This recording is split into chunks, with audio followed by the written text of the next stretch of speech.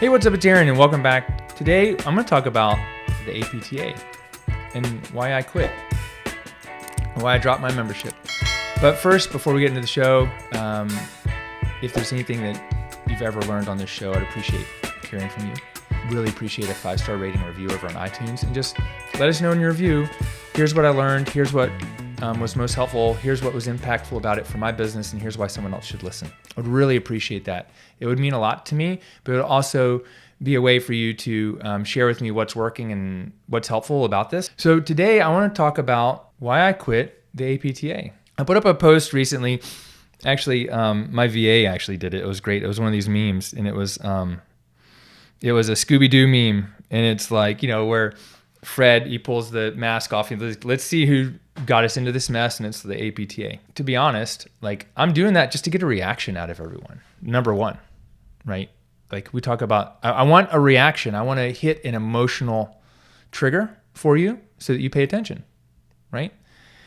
Number two, the APTA has done a lot of good for us. Without the APTA, we wouldn't be where we are. It really is kind of like that. It's like there are only unified voice as PTs for policy change. They've helped us do so many things like organize. And there's some things that we need to do. Because if we didn't have a voice, I wouldn't be able to do dry needling in North Carolina. I wouldn't be able to manipulate the spine. When I started practicing here, we've had, as a PT, we had direct access except for spinal manipulation. I would have to get a physician or chiropractor's referral to do a grade 5 mobilization, high velocity thrust manipulation. We could work around it pretty easy, or work with it.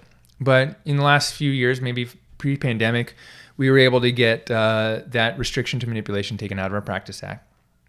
And we were able to defend ourselves against the Acupuncture Association, who was trying to say that we're violating their Practice Act, et cetera. And without the APTA, we wouldn't have that. So they've done a lot of good. And for years, I was a member. I was a member up until renewal in 2020. And I'm going to tell you why. But, I think if we all joined the APTA right now, we could change a lot of things. And I'm not so sure that if everyone here listening, if we added 6,000 new people, I'm not going to step up and be president. Someone's got to do that. Someone has to do it. And I think maybe things are going to change slowly. Maybe it's a dinosaur that, is waiting to die, or it's really, it's just something that's just a humongous ship that takes a long time to turn and change. But I tried for a long time to impact and influence and only got put up with roadblocks. So it may or may not be your experience. And a lot of people I know are like, APTA sucks, I'm going to complain, and I'm not going to do anything about it. Okay, it's not me. I want you to understand that. That is not me. I don't complain and not do something. I'm going to step up and do it and say, here, let me help with this idea. Let me help with this thing. I'm going to show you, I may not be the one that does the grunt work, which is, I've said recently, I think our Greensboro Jewish Federation called a few years ago and said, hey, we want you to come in and make some phone calls. And I was like, great. I did that last year. I made 5 phone calls and we sat around for 45 minutes. How about instead of me making 5 phone calls, how about I write an email sequence that we can email out to everyone who's a less than $50 a year donor. And, I'll do that because I know if I spend 2 or 3 hours doing that sequence can be used over and over again and it can reach hundreds of people. And they said no, because they didn't understand. Right? Okay. Now, what I would rather do, and I even offered that to our kids' school. I would do that for your organization. I do that for our Platinum Mastermind members and people in the PT email engine. I've written out the email sequences and I can give them to you. And I know that time that I spent writing the sequences and creating the program and writing out the forms that you need to run your business and to market your business and grow your business, whether it's in a clinic or it's an online coaching business, I know that time was well worth it because I can now multiply my impact. I don't have to write that email for you every day. Those emails are already done. So if for a chance you're interested in getting a $1 trial to the PT email engine, go to ptemailengine.com. That's ptemailengine.com. You get a $1 trial on me and we'll set up your whole system for you. but that's beside the point. Let me get back to the APTA. Okay, they've done a lot of good, and maybe if we all joined, we could really start pushing that ship, but it's going to take all of us to do it. All right. And I used to say, hey, I don't agree with everything, but you should be a member of the APTA. And I'm not saying you shouldn't be a member of the APTA. I'm not saying it's bad. I'm saying I'm going to tell you why I'm not a member of the APTA, because it probably resonates with you to some extent. Okay. So when I was in PT school, I did a rotation at Sports Medicine of Atlanta with Bob Duvall, and Bob had he put together a presentation, said, Aaron, would you like to be part of it? And it was me and Bob and a guy from Oakworks and I think Benny Vaughn, who was a massage therapist in Arizona. And there was Aaron, the student. And I talked about integrating massage therapy and alternative therapies into a typical clinic, because I helped Bob do that, or we did that during my rotation, as well as that's a rotation where I saw 43 patients in one day and realized that cash practice was my future, not a traditional practice. But that's a different story. So I just did that. I spoke there in 2006. It was great. I was a student speaking at the PPS conference. It was great. Or 2007, it was 2000. So when did I started PT school in 2006. That was 2007. At the end of 2007, we did that talk. It was a few years later, I've got a cash practice. So it was like 2 more years plus 3 years of cash practice. I'm starting to grow and coach and consult people. I launched the Cash PT Blueprint. And I'm like, okay, I want to speak at CSM or PPS. I think someone had asked me, or I was like, I want to do this. It took me I had to apply for 3 years to get accepted. I got accepted in 2015, and I spoke at CSM when Twitter was actually something going on then. Every PT Twitter, everyone was on it. They would tweet the whole conference, and people would follow along. And I created a hashtag for the event. It was skip MDs. It was about how to market directly to patients, and we don't need referrals or approval from physicians for us to market and grow our businesses. And it resonated with some people, and it totally divided others, and especially on Twitter. They didn't understand why I thought we should skip out on physicians. Well, I'm saying skip them. We don't need to beg them for referrals, right? Vision 2020 is autonomous practitioner. I know there's a new vision, but whatever. Autonomous practitioners don't beg other people for referrals. Okay, so I spoke there. It was great. At the end, someone from PPS was like, yeah, you should come speak at PPS this year or next year, apply and whatever. Okay, so it took me, I applied twice. I got in on the third time. And then I applied 5 more times to speak at PPS and CSM again about different topics. Here's the problem with that. It wasn't just the rejection. It was the fact that I got rejected without any feedback as to what could be better. So the first time around, I applied and did it myself. One of the reasons I met Greg Todd is because I was sharing this, and he was like, hey, let me go over this with you. And Greg went over my proposal for the next year, or maybe it was the first year with me, because I didn't know what to put on there. I'd never done it. And then that didn't get accepted. And then my friend Jerry Durham, who had spoken there multiple times, helped me go through and said, yeah, this is great. And then the next year, I think I got accepted. I can't remember which one I got accepted, but I also went through working with this guy, Brad Grahofsky, who was great. He had been on the previous year's panel for accept, and he helped me. And those things still didn't help me get my talks approved. And never did I get any feedback about what could have been better.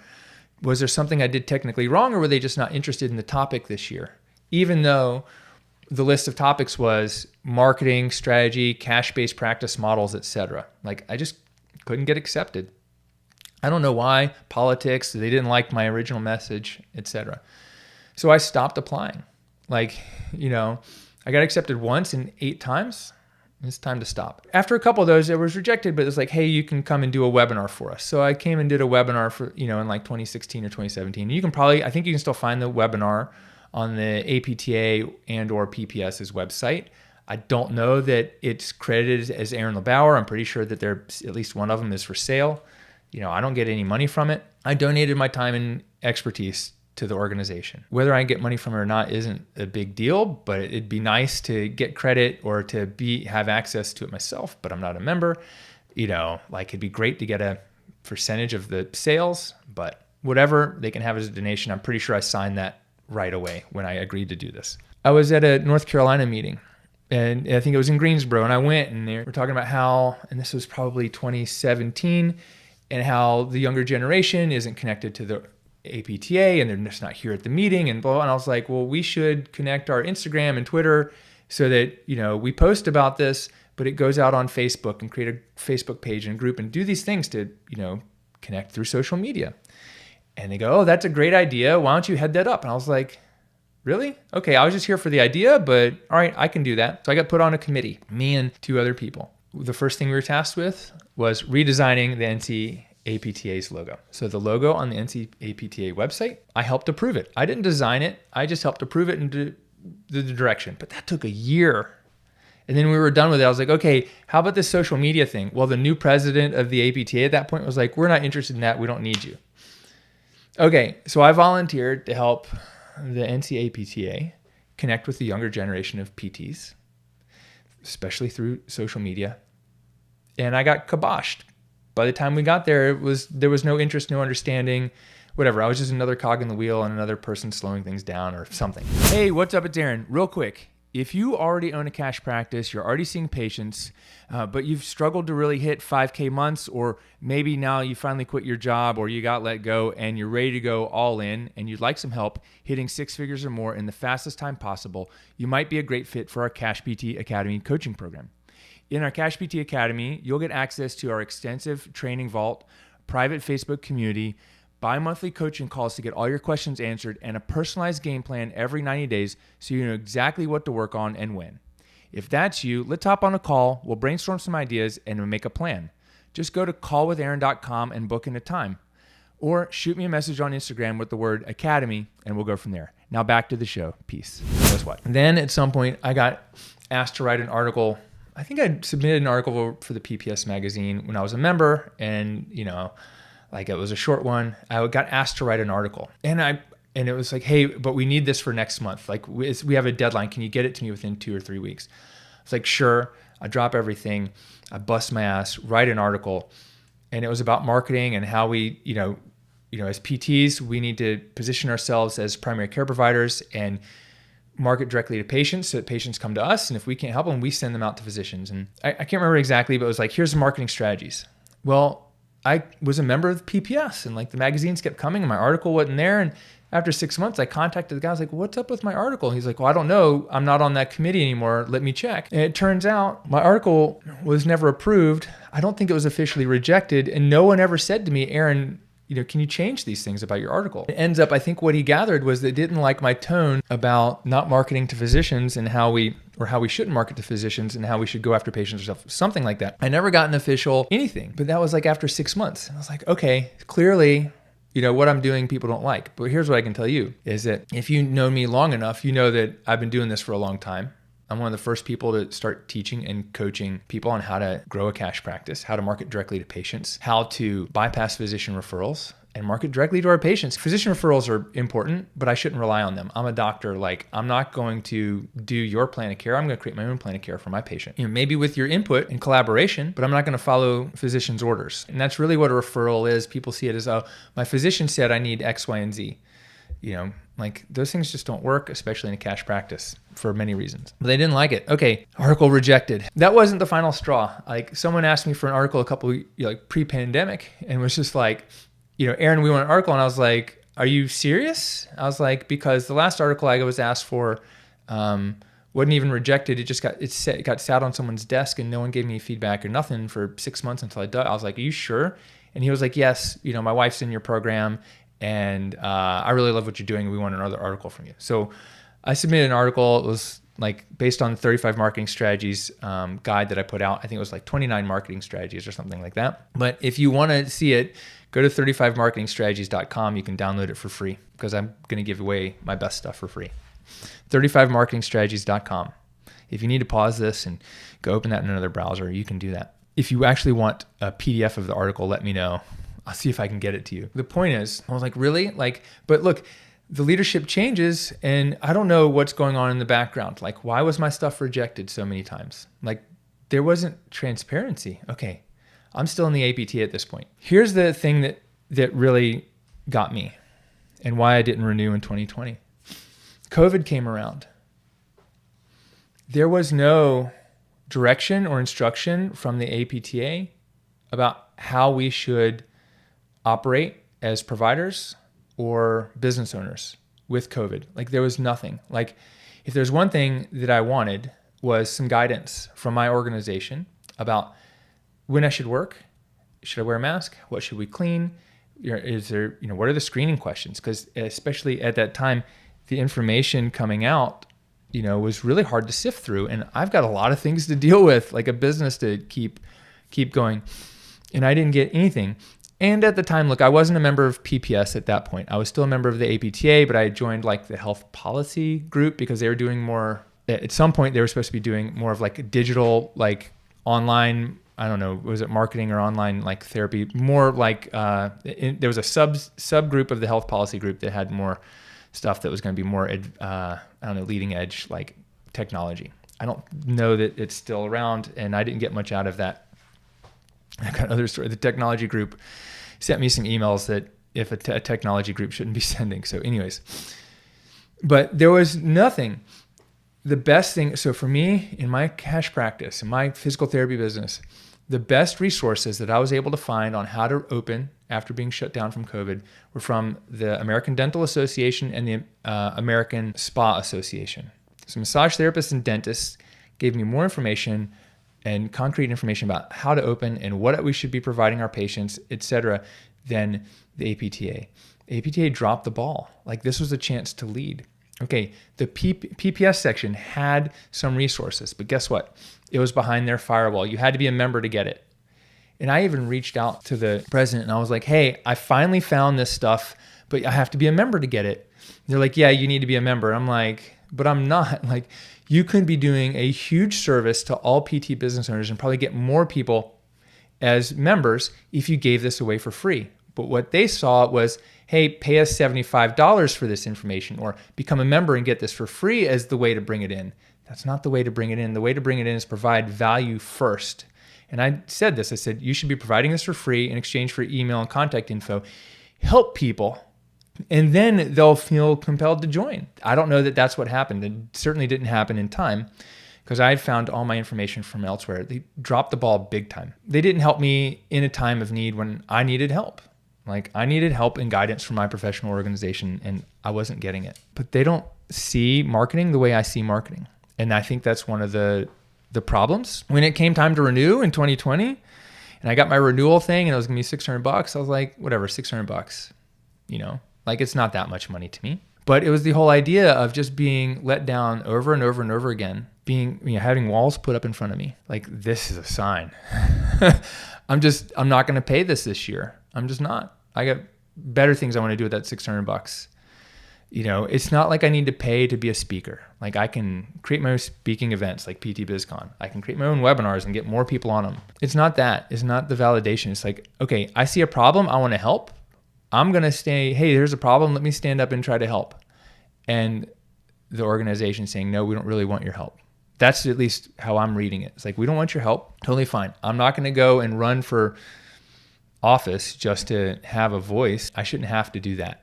Right? That's not my role. And what I see my role is helping change our profession, but I'm not going to do it from the way everyone else has done it. I came into this profession from being an adult in another profession in massage therapy. And there's so many things that I learned in massage therapy that we aren't being taught in PT school, like business, like how to reschedule patients, how to keep people on your schedule, how to center yourself before treating patients. Like we never did that in PT school. The PTs I've mentored clinically have never learned how to center themselves and keep their energy and keep their patients negative, uncomfortable, painful energy, all the things that patients are going from affecting them personally. But we learned that in massage therapy school. No one ever talks about that in PT. There can be a better way and things can be different. And the way we're going to do that is from outside of, I'm going to do that from outside the APTA. That doesn't mean you have to quit and you shouldn't join. I'm just saying this is why I'm no longer a member. I would love to know whether you're a member or not. Put it in the comments below. So if you're watching on YouTube, comment below. Let me know whether you are or aren't and why. I want to know. And if you have a complaint, what I really want to know is, have you tried to do something about it? Complaints about an organization without trying to help fix it are worthless. I'm not complaining. I'm just saying, here's all the things that I tried to do. And here's why I'm no longer a member. It wasn't like, hey, I'm not going to be a member. It's like the bill came in and I'm like, I'm not paying this year. Like, I don't feel it. I don't feel the value. It's not helping me grow my business. It's not helping me as a physical therapist right now, other than being able to manipulate and do dry needling. But I'll donate to the PT pack again. So would love to know, are you an APTA member or not? Why or why not? Do you agree with me? Do you see what I see? Have you had a different experience, or have you had the same? I'd love to know. Put a comment below the video. If you're just listening to this on iTunes, take a screenshot, tag me, and post in your Instagram story, or post on your Instagram wall if you have more to say, and tag me up. And I'll see you guys on the next show. Peace. Hey, what's up? It's Aaron. Thanks for listening to the show. Whenever you're ready, here's 3 ways I can help you grow your physical therapy business. Number 1, grab a free copy of my book. It's the roadmap to launch, grow, and scale your physical therapy business. Go to cashptblueprintbook.com or DM me the word book over on Instagram, and I'll send you a link to get it shipped to you for free. Number 2, join our Cash PT Blueprint case study program. I'm putting together a new case study group this month. And if you'd like to work with me to launch a 6-figure cash practice and start seeing patients in just 90 days, send me a message over on Instagram with the words case study, and I'll reply back to you with all the details. Number 3, you can join our Cash PT Academy coaching group. I meet with dozens of successful cash practice owners weekly on Zoom to solve business headaches, brainstorm ideas, and teach the latest marketing and business building strategies and tactics. This is our coaching program that takes existing PT businesses and helps them scale to 6 and multiple 6 figures in just 12 to 24 months. If you've got a PT practice and you're ready to add $10K a month or more to your revenue, you may qualify to join us. Just DM me the word Academy over on Instagram, and I'll set up a time to chat. And 4, for some reason, if you're not one of those and you own a business brand and you want to work with me directly to help you add 7 figures to your business or another $250K this year, and you're looking for private one-on-one coaching, VIP days, etc., and you'd like to maybe partner together in your existing business, send me a message with the word private. Tell me about your situation, what you want to work on together, and we'll set up a time to talk to you. I'll see you next time. Peace.